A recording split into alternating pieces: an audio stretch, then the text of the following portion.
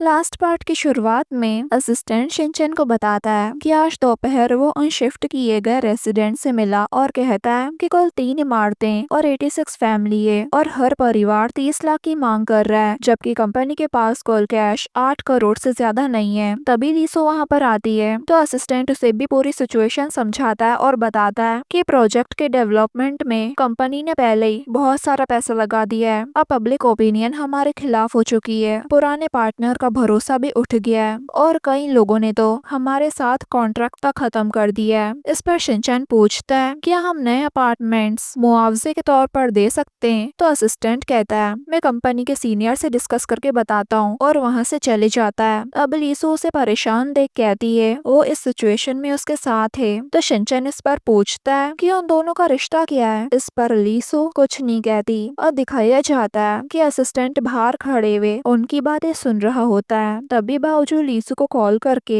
रोते हुए बताती है कि शिनचैन के डैड नहीं रहे। अब ये खबर सुनकर लीसू शॉक हो जाती है और फिर शिनचैन को बताती है, तो वो रोते हुए हॉस्पिटल आता है और आज उसे उसके डैड की हर एक बात याद आ रही होती है और वो बहुत रोता है। उसे दर्द में देख लीसू भी रोने लगती है। अगले सीन में दिखाते हैं कि शिनचैन के डैड का फ्यूनरल होता है। सारे कंपनी के लोग वहाँ आए होते हैं और उन्हें श्रद्धांजलि देते हैं। तभी वहाँ बावजू आती है रेड ड्रेस पहने हुए, तो सब उसे देख घूरने लगते हैं। तब वो कहती है ये ड्रेस का कलर शिनचैन के डैड को बहुत पसंद था, तो सब समझ जाते हैं कि वो सदमे में है। तभी एक न्यूज आती है कि शिंगवान रियल एस्टेट पर 10 बिलियन के फाइनेंशियल फ्रॉड का खुलासा हुआ है और ये न्यूज देखते ही वहाँ लोग चर्चा करने लग जाते हैं। तो असिस्टेंट शिनचैन को कहता है हमें अब चलना चाहिए, कंपनी को तुम्हारी जरूरत है, बिना लीडर के कंपनी चल नहीं सकती। ये कहकर वहाँ से चले जाता है। तब बावजूद अपनी कुछ सेविंग्स शिनचैन को देती है ताकि उसकी कुछ मदद हो जाए, पर शिनचैन वो नहीं लेता और कहता है कि नहीं तुम्हें अपनी जिंदगी जीनी चाहिए। तो बावजू कहती है अब मेरी जिंदगी में है ही क्या, मेरी दुनिया तो मेरे सामने ही उजड़ गई। ये कहते हुए वो पूरी तरह टूट जाती है और रोने लगती है। तो वहीं लीसो शिनचैन को समझाती है कि तुम्हारे डैड तुम्हें ऐसी हालत में देखना कभी नहीं चाहेंगे। तो अब शिनचैन रोते हुए लीसो से कहता है प्लीज मेरी मदद करो और यहीं से दोनों अब साथ आ जाते हैं। तो वहीं असिस्टेंट मजे से बैठकर लिन के साथ डिनर कर रहा होता है। तभी लिन उसे एक ऑडियो सुनाता है जिसमें असिस्टेंट ड्राइवर को सब कुछ समझा रहा था कि उसे शिनचैन के डैड का एक्सीडेंट कैसे करना है। अभी सबूत दिखाकर वो असिस्टेंट से कहता है यानी धमकी देता है कि मैं बस इतना चाहता हूँ मुझसे पैसे लेना छोड़ दो। लेकिन असिस्टेंट उसकी इस धमकी से बिल्कुल भी नहीं डरता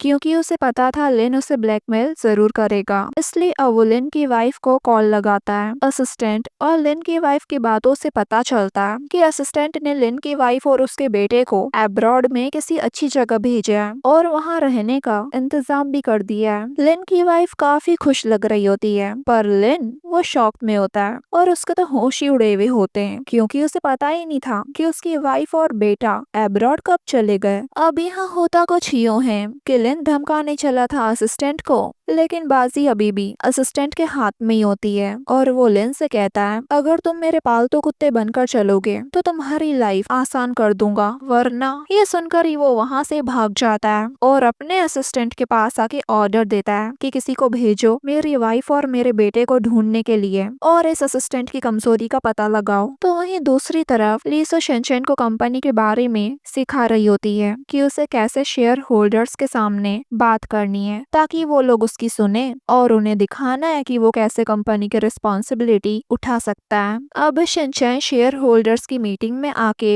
ऐसा ही करता है, पूरे कॉन्फिडेंस के साथ सबको चुप करवाता है और अपना फैसला सुनाता है कि कंपनी रेसिडेंट्स को कंपनसेशन देगी, पर कोई उसकी बात से एग्री नहीं करता क्योंकि उसमें कंपनी का ही लॉस है और कहने लगते हैं कि आज हम एक को पैसे देंगे कल कोई दूसरा के पैसे मांगेगा। तो शिनचैन उन्हें कुछ फोटोज दिखाता है जिससे ये प्रूफ होता है कि कंपनी ने कंस्ट्रक्शन साइट पर लापरवाही करी है और अगर मीडिया में ये बात आ गई तो सब कुछ उलझ जाएगा। अब ये सुनकर सब चुप हो जाते हैं और शिनचैन की बात मान लेते हैं। फिर शिनचैन असिस्टेंट से कहता है कि जहाँ हादसा हुआ था वहाँ इन्वेस्टिगेशन करवाओ और सबसे कहता है अगर मुझे पता चला कि कोई भी इस इंसिडेंट में शामिल है तो मैं उसे छोड़ूंगा नहीं। अब असिस्टेंट और शिनचैन दोनों कंस्ट्रक्शन साइट आते हैं जहाँ के रेसिडेंट्स अभी भी प्रोटेस्ट कर रहे थे। शिनचैन तो उन्हें देखकर ही घबरा जाता है, इसलिए असिस्टेंट कार से बाहर निकलकर उन लोगों को शांत करने की कोशिश करता है। तब शिनचैन अंदर बैठे हुए लीसू की बात को याद करता है कि उसे लीडर पर नहीं बल्कि किसी वीक पॉइंट पर फोकस करना है। तभी शिनचैन भीड़ में से एक आदमी को देखता है जो चुपचाप खड़ा होता है। वो समझ जाता है कि ये है वीक पॉइंट। अब वो उसे अकेले में बात करता है और सारी बात समझाता है, जो भी कंपनी ने उनके फायदे के लिए सोचा है, और नेगोशिएट करता है। तो वो आदमी शिनचैन की बात को मान जाता है। अब वो रेसिडेंट बाकी लोगों को भी मना लेगा, जिससे शिनचैन की प्रॉब्लम सॉल्व हो जाएगी। अब थोड़े दिन बाद दिखाते हैं कि लीसू ने स्टारिसी डिजाइन का प्रोजेक्ट पूरा कर लिया था और उसी से रिलेटेड वो प्रेजेंटेशन दे रही होती है। तो वहीं शिनचैन ने भी सारी प्रॉब्लम सॉल्व कर दी थी और वो कंपनी को इतने अच्छे से संभाल रहा होता है कि कंपनी प्रॉफिट में जाती है। वो कंपनी के एम्प्लॉयज के एफर्ट्स को भी अप्रिशिएट करता है और काफी कुछ प्रिविलेज देता है ताकि वो मोटिवेट हो और भी अच्छे से काम करें। अब लीसू प्रेजेंटेशन देने के बाद जब बाउजू से मिलने के लिए निकलती है तो लिन का असिस्टेंट उसे किडनैप कर लेता है। अगले सीन में दिखाते हैं कि सब जने लीसू के घर न आने पर परेशान बैठे होते हैं। बाउजू कहती है वो कभी ऐसा नहीं करती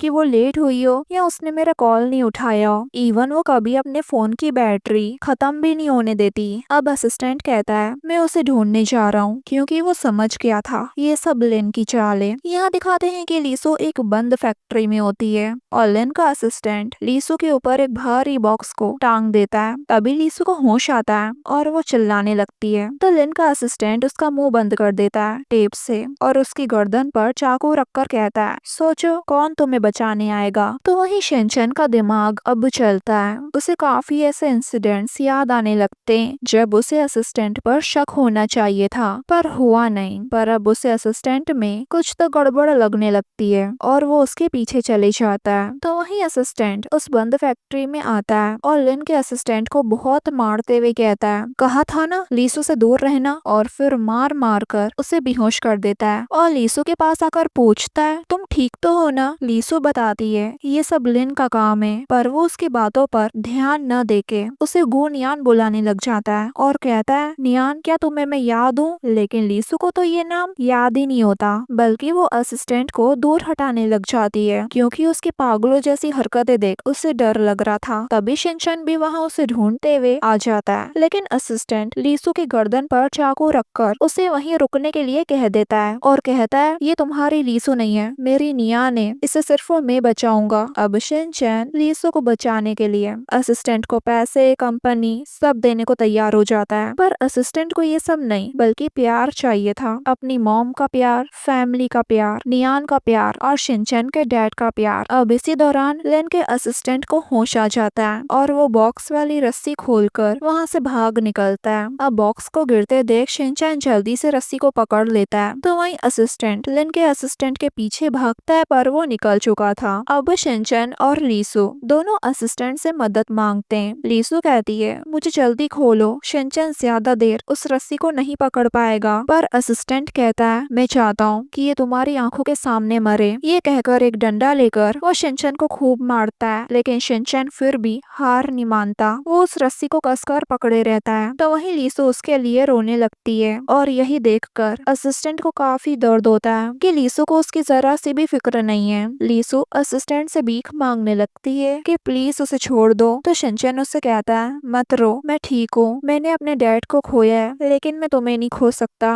मैंने तुम्हारे साथ इतना वक्त गुजारा पर तुमने एक बार भी अपने प्यार का इजहार नहीं किया। ये सुनकर ही लीसू 4-5 बार अपने प्यार का इजहार कर देती है। तभी वहाँ पुलिस आ जाती है। तो सायरन की आवाज सुनकर असिस्टेंट शिनचैन को इतनी जोर से मारता है कि उसके हाथ से रस्सी छूट जाती है और बॉक्स लीसू के ऊपर गिरने लगता है। ये देखते ही शिनचैन लीसू को प्रोटेक्ट करने के लिए भागता है, पर वो भारी बॉक्स उन दोनों के ऊपर ही गिर जाता है और यही सीन कट हो जाता है। अगले सीन में दिखाते हैं कि लीसू ने वेडिंग गाउन पहनी होती है और वो शिनचैन को ढूंढ रही होती है। तभी शिनचैन उसके पीछे से आता है और दौड़कर वो उसे गले से लगा लेती है। दोनों ही एक दूसरे को देख मुस्कुराते हैं और फिर किस करते हैं। आसपास कोई नहीं होता, ऐसा लगता है कि इन दोनों की शादी हेवन में हुई हो। और इसी के साथ हमारे इस ड्रामा की एंडिंग होती है। गाइस, आपको ये ड्रामा कैसा लगा कमेंट करके जरूर बताना, और अगर आपको मेरी एक्सप्लेनेशन अच्छी लगे चाहिए तो मेरे चैनल को लाइक एंड सब्सक्राइब जरूर करना। Thanks for watching.